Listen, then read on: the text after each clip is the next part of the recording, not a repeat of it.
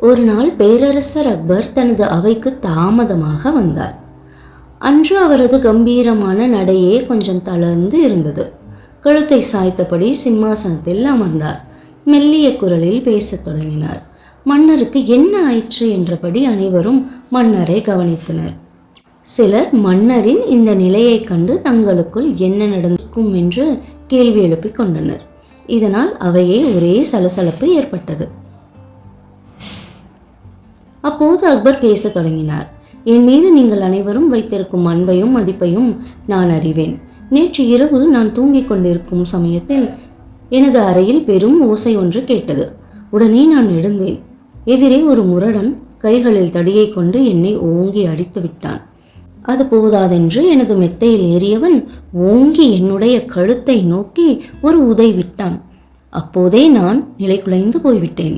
நான் சுதாரித்து எழுவதற்குள் தன்னுடைய கையை மடக்கி என்னுடைய நெஞ்சில் ஒரு குத்து விட்டான். சட்டென்று பாய்ந்து அவனை கட்டி பிடித்து கொண்டேன். என்னுடைய பிடியில் இருந்து அவனால் மீள முடியவே இல்லை. இப்போதும் கூட என்னுடைய படுக்கை அறையில் அவன் உறங்கிக் கொண்டு இருக்கிறான். அவனை என்ன செய்யலாம் என்றார். இதை கேட்ட அவையில் இருந்த அமைச்சர்கள் மற்றும் தளபதிகள் அனைவரும் மிகவும் அதிர்ச்சி அடைந்தனர். மாமன்னரே, தாங்கள் என்ன சொல்கின்றீர்கள்? உங்களை தாக்கி இந்த நிலைக்கு ஆளாக்கியவன் சாவகாசமாக உங்கள் அறையிலேயே உறங்கிக் கொண்டிருக்கிறானா? உத்தரவு இடுங்கள். உடனடியாக அவனுடைய கைகளை வெட்டி விடுகிறோம், கால்களை இடறி தலையை யானையை கொண்டு மிதிக்கச் செய்கிறோம் என்று ஆவேசம் குறையாமல் பேசினர். ஆனால் அவையில் இத்தனை பரபரப்பு பேச்சுகள் போய்கொண்டே இருக்க பீர்பால் மட்டும் சாவகாசமாக அமர்ந்து ஏதோ ஒரு ஆழ்ந்த சிந்தனையில் இருந்தார். அவருடைய முகத்தில் எந்த ஒரு பதட்டமோ கலவரமோ இல்லை. பீர்பாலின் இந்த நிலையை கவனித்த அக்பர் அவரிடம், என்ன பீர்பால், என்னை தாக்கியவனை என்ன செய்யலாம் என்று கேட்டார். பீர்பால் சிரித்துக்கொண்டே, உடனடியாக அவனை அவைக்கு அழைத்து வாருங்கள், அவனுடைய கைகளில் உள்ள விரல்களுக்கு வைர மோதிரம் போட்டு விடுங்கள், கால்களுக்கு தங்க காலணி கொடுங்கள் என்றார். பீர்பாலின் இந்த பேச்சு பதைத்து பேசிய அமைச்சர்களின் ஆத்திரத்தை மேலும் தூண்டியது.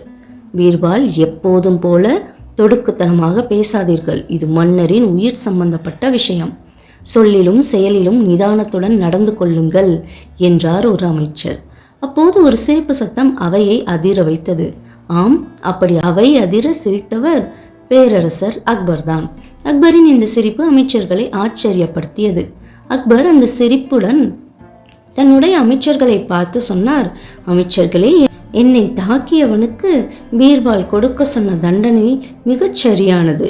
ஏனெனில் நேற்று இரவு என்னுடன் மல்லு கட்டி விளையாடியது எனது பேரன்தான். அதை புரிந்து கொண்டதினாலேயே பீர்பால் இப்படி ஒரு தண்டனையை சிபாரிசு செய்கிறார். மொத்தத்தில் பீர்பால் நான் பயன்படுத்திய வார்த்தைகளை கொண்டே அவையில் என்ன நடந்திருக்கும் என்பதை கணித்து விட்டார். இதுதான் பீர்பால். ஆனால் நீங்கள் யாருமே நிதானத்தில் இல்லை, கோபத்தில் கொந்தளித்தீர்கள். ஆனால் இதுதான் உங்களுக்கும் பீர்பாலுக்கும் உள்ள வித்தியாசம். இந்த ஒரு வித்தியாசம் இருப்பதால் தான் நான் பீர்பாலுக்கு அதிக மரியாதை கொடுக்கிறேன் என்றார். அது கேட்ட அமைச்சர்கள் அனைவரும் வெட்கமடைந்தனர். பீர்பாலின் மீது பொறாமை கொண்ட சிலரோ தலை குனிந்து நின்றனர். இப்படியாக எந்த சமயத்திலும் பீர்பாலை மட்டுமே நம்பும் அக்பர் பீர்பாலை என்றுமே தனது அவை அமைச்சராகவே வைத்திருந்தார். நன்றி.